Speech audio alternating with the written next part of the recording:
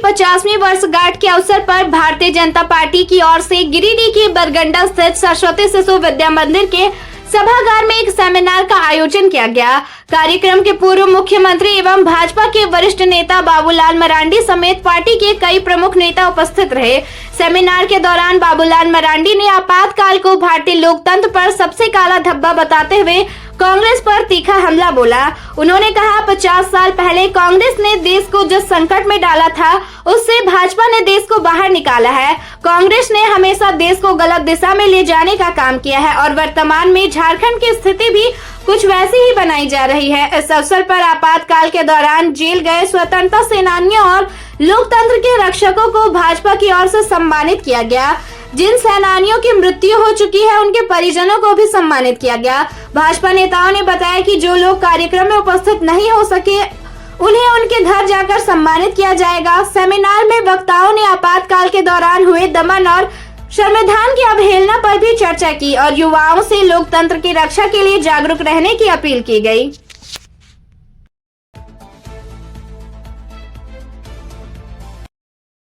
20 महीना जो विषा में रहे, 6 महीना 7 महीना ऐसे जितने भी लंबे समय काट सकते हैं दोस्तों, इमरजेंसी के काल में जो जेल में रहे, तो वास्तव में उन सब लोगों का हम सब ने संस्मरण को सुना है। तो इसी से आप समझ सकते हो, या शायद मातो जी का नाम आप समझ सकते हो क्या कठिनाई थी उस समय और किस प्रकार की परिस्थितियां पैदा हुई।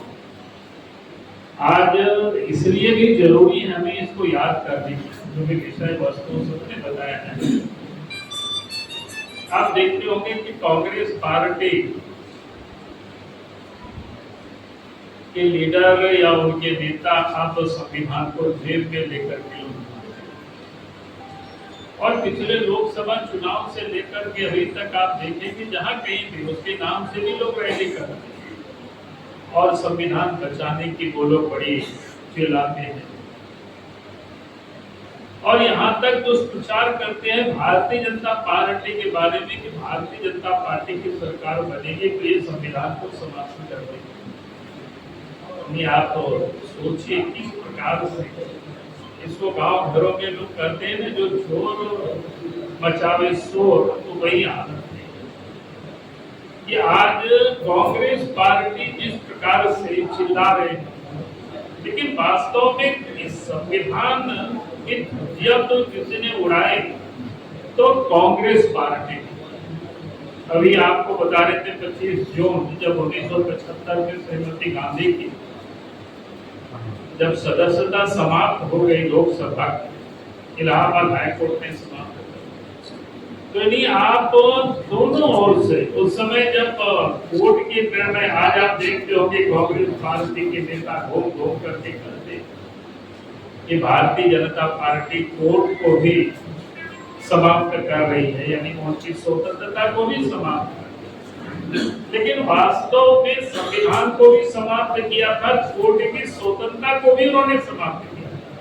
जब श्रीमती गांधी को इलाहाबाद हाई कोर्ट ने उनके अगेंस्ट में जब फैसला सुना दिया, तो श्रीमती गांधी ने क्या किया कि आधी रात, जिसे हम काली रात के रूप में याद करते, इमरजेंसी लगा दिया, आपातकाल लगा। यानी कोर्ट की आदेश को भी उन्होंने सिरोधार्य नहीं किया। जो लोग आज घूम घूम करके कहते हैं कि अदालत की स्वतंत्रता की बातें करते, लेकिन अदालत की स्वतंत्रता को तो 25 जून 1975 को आधी रात को ही कांग्रेस पार्टी ने, श्रीमती गांधी ने उसको समाप्त कर दी और उसके बाद इमरजेंसी लगाए और संविधान में जो भी व्यक्ति की जो स्वतंत्रता होती है उस सब कुछ समाप्त कर। अब जरा सोचिए कि स्थिति अभी आप सब सुन रहे थे कि इस प्रकार से लोगों को यातनाएं दी गई। अब उस समय जेल में लोगों को ठूस दिया गया, जितने भी नेता थे उस समय के जो कांग्रेस पार्टी का विरोध कर रहे थे, यहाँ तक कि आज बहुत सारे लोग, यानी जो भारतीय जनता पार्टी आज की सरकार के पक्ष में अगर कोई मीडिया में लोग लिखते हैं तो उनको बड़ी गर्व के साथ दूसरे लोग आलोचना करते, उसको गोदी मीडिया या पता नहीं क्या क्या से नाम उनको लोग संबोधित करते। लेकिन आप याद करिए उस समय की क्या स्थिति, मीडिया भी कोई स्वतंत्र नहीं था, कोई छाप नहीं सकता था, कोई लिख नहीं सकता था। यानी सब प्रकार की स्वतंत्रता को उस समय कांग्रेस पार्टी ने पूरी तरह से समाप्त कर दिया। और इसीलिए आज जरूरत है पड़ी है कि भाई हमें याद करना है। जैसे हम सब प्रत्येक विजयदशमी को रावण की हम लोग क्या करते हैं, पुतला को फूंकते हैं। तो आप समझो कि वो काली रात थी, लोकतंत्र की हत्या की गई थी। और आज वही कांग्रेस पार्टी घूम घूम करके उसके बारे में जो प्रचार करते हैं बीजेपी के बारे में, बल्कि संविधान की इतना ही नहीं, और इस देश के अंदर में जो चुनी हुई सरकारें होती थी, अगर उस समय उनको श्रीमती गांधी को या कांग्रेस पार्टी को पसंद नहीं होता था तो उसको वो बर्खास्त कर देते। आज आप देखें पिछले 10 वर्षों से, 11 वर्षों से इस देश में नरेंद्र मोदी जी की सरकार। लेकिन आपने देखा कि इन वर्षों में कहां सरकार ने ना संविधान के साथ कोई छेड़छाड़ किया और ना ही किसी राज्य चुनी हुई जनता की सरकार को कहीं कोई बर्खास्त नहीं किया।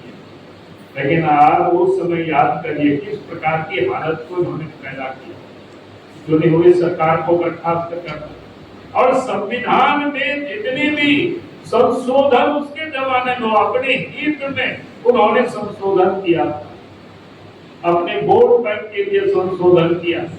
लेकिन जब भारतीय जनता पार्टी की सरकार बनी तो आज नरेंद्र मोदी जी की सरकार है, संविधान में कब कब संशोधन हुआ, क्या संशोधन हुआ आप देखें तो हमने वही संशोधन किया जो इस देश के लिए जरूरी था। यानी 370 धारा को समाप्त करना था तो उसके लिए संविधान में संशोधन हुआ। महिलाओं को 33% लोकसभा और विधानसभा में रिजर्वेशन देना था, उसके लिए संविधान में संशोधन हुआ। यानी संविधान में भी संशोधन जो हुआ उसके लिए, और कानून उसके लिए बना जो हम इस देश के लिए, या 3 तलाक जैसे जो कुप्रथा था उसको समाप्त करने के लिए भी संविधान में जो प्रावधान किया गया, तो ये लोगों के लिए नहीं, देशवासियों के लिए। इसलिए मैं कह रहा हूं कि भाई हमें इस बात पर ध्यान में हमें रखना कि किस प्रकार से कांग्रेस पार्टी ने इस देश से संविधान को समाप्त करने की कोशिश की थी। अगर उनको शायद 19 महीनों के बाद भी शायद 77 में चुनाव नहीं कराते, अगर उनको ये रिपोर्ट नहीं देते इंदिरा गांधी को कि भाई सरकार आप ही की तरफ जाएगी, आप चुनाव करा दीजिए, तो हमें लगता है कि उनके लिए बड़ा सेटबैक रहा होगा उस समय। और चुनाव हुआ तो बता दिया कि कैसे कैसे। आप सबको ध्यान में होगा, हम लोग उस समय स्कूल में पढ़ रहे थे। मैं एक घटना लोगों को बताता हूँ कि इमरजेंसी का। हम लोग मेला देखने जाते हम लोग गांव से करीब 15-20 किलोमीटर है गांव, तो वहाँ चैती दुर्गा का मेला लगता है। तो उस मेला देखने हम सब लोग गए थे। और उस मेला में क्या हुआ कि हम सब घूम घूम करके, तो आदमी थक जाता है तो कहीं बैठ करके चाय पीते हैं कि चलो भाई चाय थोड़ा कुल्हड़ में मिलता था, हम लोग पी रहे थे। उसके बाद उस मेला में क्या हुआ कि खाली साल याद नहीं है, वो 78 का हो सकता है, 78 का 75 का या 76 का, ऐसे ही कुछ साल होगा। 75 तो नहीं होगा, 75 तो जून में ही लगा है, 76 का होगा वो हमको लगता है। और कोई पत्नी जैसे मायके भाग गई थी, चले गई थी, और मेला में दोनों की मुलाकात हो गई तो कहा कि आप यहीं से उनको पकड़ के ले जा रहे हैं। तो फिर खींचा खींची होने लगा, तो हल्ला हो गया तो पुलिस आ गई। और पुलिस जब वहां पहुंची तो पुलिस दोनों को पकड़ करके ले गया। इसके बाद मेला में ये हल्ला हो गया कि पकड़ करके लोगों को ऑपरेशन के लिए पुलिस ले जा रहे हैं। मैं कह सकता हूँ कि 10-15 मिनट में मेरा बिल्कुल सन्नाटा हो गया। कोई आदमी नहीं, कोई यहाँ गिर रहा है, कोई वहां गिर रहा है, सामान किसका फेंका रहा है। लेकिन क्या भय का माहौल था, क्या आतंक का माहौल था उस समय, हमने उस मेला में हमने देखा। आप सोच सकते हो, नहीं तो कहीं कोई दो व्यक्ति झगड़ रहे हो तो पूरा मेला ऐसा भगदड़ मच गया था। बाद में हम सब लोग पता करें कि क्या हुआ, हम लोग कोई किनारे में एक प्रकार से सटक गए थे। तब ये समझ में आया कि क्या भय था उस समय। यह भी लिखा हुआ है किस प्रकार से उस समय जबरन नशाबंदी कराया गया, और उस कारण से जबरदस्ती हुआ। तो यहाँ भी आप देखेंगे इसमें भी डाला हुआ है, हजारों लोग मर गए। यानी उस समय तो इतनी टेक्नोलॉजी और तकनीक भी उतना एडवांस नहीं था, लेकिन एक प्रकार से वो तुगलकी जिसको प्रमाद कह सकते हैं, उस समय जो संजय गांधी, श्रीमती इंदिरा गांधी जी के जो पुत्र थे, उनकी एक सनक उस समय थी। आज जो सोच सकते हो कैसे आतंक को पैदा किया था, किस प्रकार से भय को पैदा किया था। आज चिंता करते हैं मोदी जी के बारे में, देश के प्रधानमंत्री के बारे में कि अत्याचार या तानाशाह के बारे में लोग बोलते हैं, लेकिन उस समय याद करें कांग्रेस के जमाने में किस प्रकार से अत्याचार हुआ। और श्रीमती गांधी उस तानाशाह की बड़ी मिसाल हो सकती है, उससे कोई दूसरा और मिसाल नहीं हो सकता है। लेकिन आज वही कांग्रेस पार्टी के लोग घूम घूम करके मोदी जी के विरोध में या बीजेपी की सरकार के विरोध में बोलते हैं, तो इसे आप समझ सकते हो। और इसीलिए हमने कहा कि आज जरूरत है इस बात की अपने कार्यकर्ता को और जनता को भी बताने की, भाई ये लोग झूठ बोलते हैं और वास्तव में अगर संविधान के सबसे अधिक कोई विरोधी है तो कांग्रेस पार्टी है। रिजर्वेशन के सबसे अधिक अगर कोई विरोधी है तो कांग्रेस पार्टी है। सबसे अधिक तानाशाह है तो कांग्रेस पार्टी है। आज भी आप देखें, अगर राहुल गांधी के ऊपर, श्रीमती सोनिया गांधी के ऊपर अगर कोई केस होता है तो अपने आप को ये लोग कानून से भी ऊपर मानते हैं और है तौबा कर देते हैं, जैसा लगता है कि लोगों के ऊपर कोई कानून लागू नहीं होगी।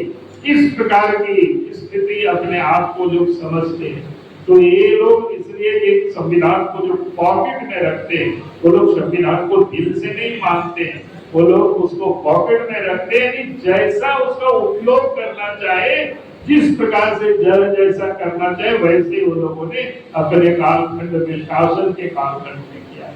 तो इसलिए आज उस आपातकाल को हमें याद करना जरूरी है।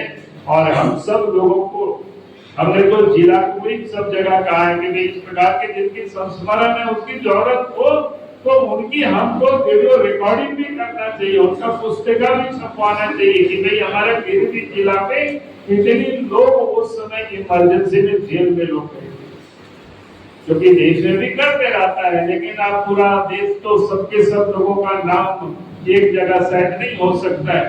तो हमें इस पर करना चाहिए काम, ताकि हमारे आने वाले कार्यकर्ता उसी से प्रेरित होते, उसी से उनको समझ में आता है कि आज जो भारतीय जनता पार्टी यहाँ खड़ा है, तो भारतीय जनता पार्टी उस समय जनसंघ के कार्यकर्ता किस कठिनाइयों के बीच से लोगों ने पार्टी को यहाँ तक ला करके पहुंचा कर, यानी कि उत्साह के साथ लोग लड़े हैं, उस जोश खरोश के साथ लोग लड़ाई लड़े।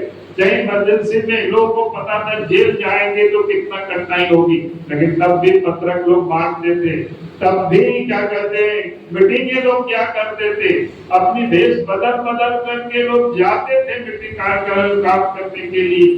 तो इतना कठिनाइयों के बाद आज तो हम सब लोग कभी कभी कहते हैं कि भाई कैसे जाएंगे, मेरे पास तो गाड़ी नहीं है, कोई साधन नहीं है। आप जरा कल्पना करो उस समय जब इमरजेंसी का समय था, उस समय जनसंघ की क्या स्थिति थी। मोटरसाइकिल भी नहीं होता था किसी के पास। हम समझते हैं कि आज इतने लोग बैठे हुए उस समय किसी के पास मोटरसाइकिल भी नहीं रहा होगा, साइकिल से भी चलते